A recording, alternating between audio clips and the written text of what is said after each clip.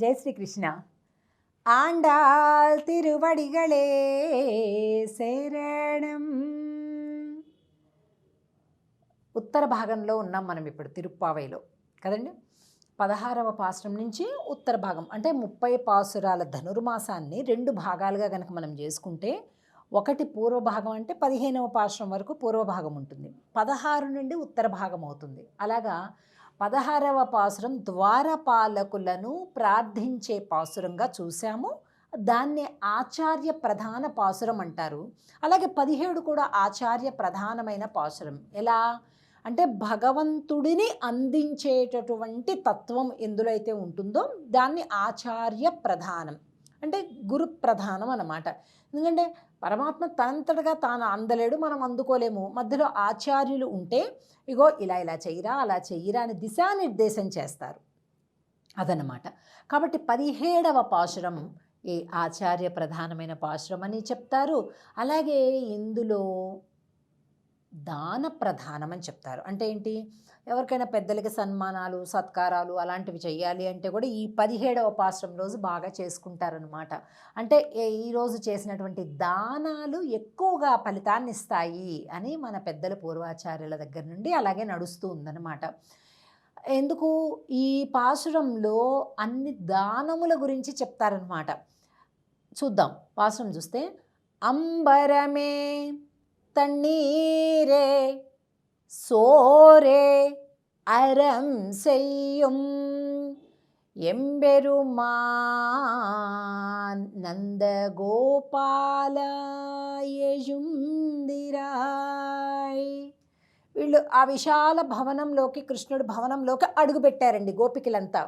ఇప్పుడేమవుతుంది, మొట్టమొదటగా ఒక పెద్ద హాల్లాగా ఉందేమో, అక్కడ చక్కగా అట్లా మంచాలు లైన్గా వేసున్నాయి. మొట్టమొదటి వీళ్ళకి దర్శనమిచ్చింది ఎవరు? నందగోపుడు. నందగోపుడిని చూడగానే కీర్తిస్తున్నారు. మరి నిద్ర మేలుకొల్పాలి కదా, వీళ్ళ యొక్క రిక్వెస్ట్ ఏంటో, ప్రార్థనలు ఏంటో వినిపించాలి కదా. సో ముందు కనిపించింది ఎవరు? నందుడు. ఆ నందుడికి చెప్తున్నారనమాట ఏమని, అంబరమే తన్నీరే సోరే.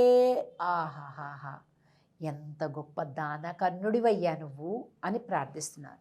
నందుడి యొక్క దానములు ఏమేం చేశాడట అంటే, వస్త్రములు అంబరమే, తన్నీరే నీరు, సోరే అన్నము, ఇవన్నీ కూడా దానం చేశాడట. ఎంబెరుమాన్, ఎంపెరుమాన్ అంటే ఎవరు? పరమాత్మ. ఆయన ఉంటే పరమాత్మ కృష్ణుడైతే ఆయనను కూడా పాలించేటటువంటి వాడివి నువ్వు. నువ్వు ఒక్కసారి ఇట్లా కళ్ళు ఎర్ర చేస్తే అక్కడే అయిపోతాడు కృష్ణుడు కదా.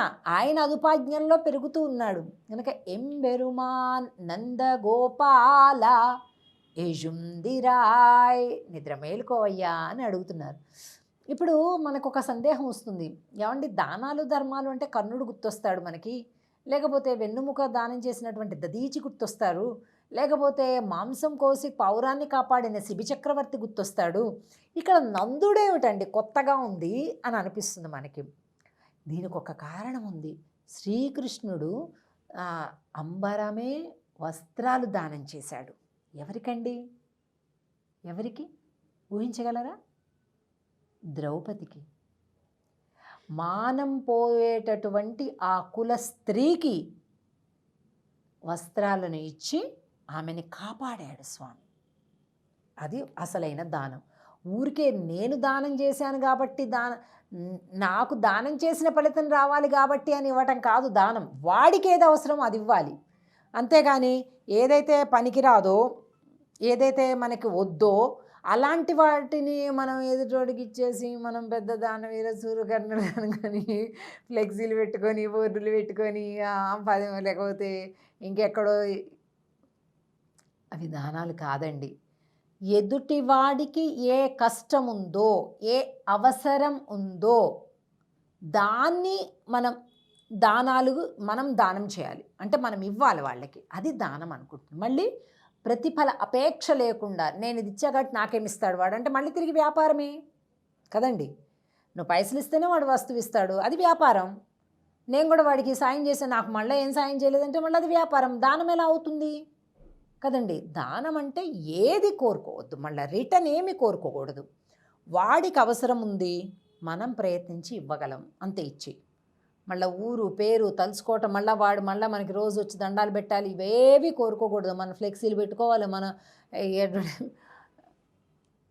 అంటే ఒక ప్రస్తావనలో ఒకటి జ్ఞాపకానికి వచ్చింది.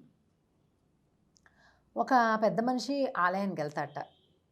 ఆ ఊర్లో చాలా గొప్ప ధనికుడనే పేరు. ఆయన రోజు కూడా ఆ ఆలయానికి వెళ్ళి కూర్చొని వస్తుంటాడు, కాసేపు ప్రార్థన చేసుకొని వస్తుంటాడు.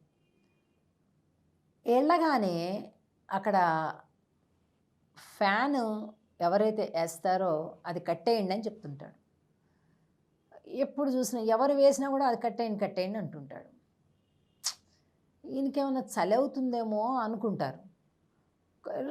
కొన్ని రోజులుగా గమనిస్తూ ఉంటాడు ఒక అతను. ఏమండి, అదరికంటే సరే చలికాలం కాబట్టి మీకు ఫ్యాన్ వద్దేమో అనుకున్నాము, ఇప్పుడు ఎండాకాలం బాగా చెమట వస్తుంది, ఇబ్బంది పడుతున్నాము, మీరు ఎందుకు ఫ్యాన్ వేస్తుంటే వద్దని చెప్తారు, కట్టేయండి అంటారు, అందరికి ఇబ్బంది అవుతుంది కదండి అని అన్నాడు.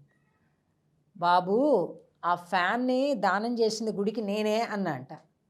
అరే చాలా గొప్ప అండి, మా ఫ్యాన్ దానం చేశారు మీరు అంటే, సంతోషం అండి అంటే, అందుకే వద్దంటున్నాను. అరే అదేంటండి, మీరు ఇచ్చింది అందరూ వాడుకుంటుంటే కదా సంతోషం, ఎందుకు వద్దంటున్నారు అన్నట్ట.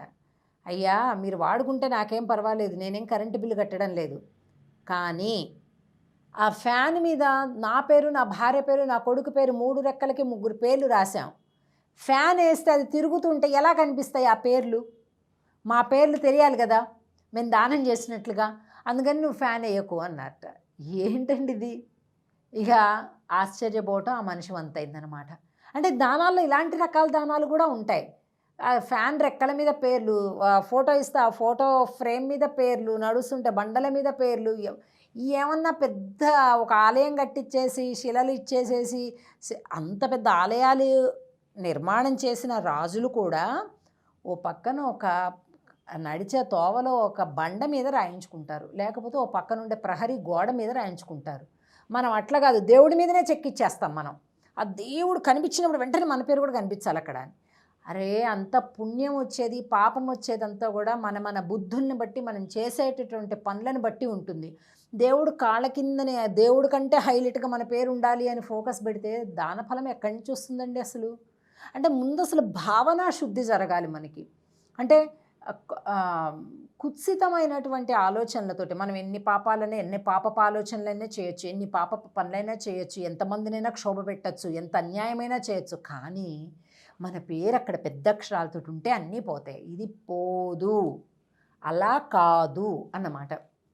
కనుక ఈ పాసురంలో నందుడి యొక్క దానగుణాన్ని చెప్తూ ఆ తర్వాత యశోదయ మంత్రస్థానం, యశోదమ్మ వారి దర్శనం చేసుకొని ఆ తర్వాత చూస్తే బలరాముడు చిన్న పాదం కనిపిస్తుంది, ఆయన కాలికి బంగారపు కడియం వేశారండి.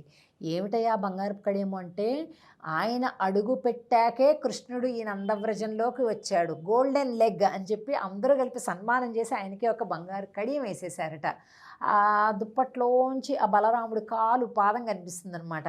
ఆయనని ప్రార్థించి ఆ తర్వాత కృష్ణుడున్నాడు, ఆయన్ని ప్రార్థించారనమాట. ఇలాగా నలుగురిని ప్రార్థించటము, ప్రశంసించటము ఈ పాసురంలో మనకు కనిపిస్తుంది. ఇక రేపటి రోజు విశేషమైనటువంటి పాసురం. ఆ పాసురం వల్లనే భగవద్ రామానుజుల వారికి తిరుప్పావై జీయర్ అనే పేరు కూడా వచ్చిందనమాట. అదేంటో రేపటి రోజు అమ్మవారి ప్రార్థన చూద్దాం. జై శ్రీకృష్ణ.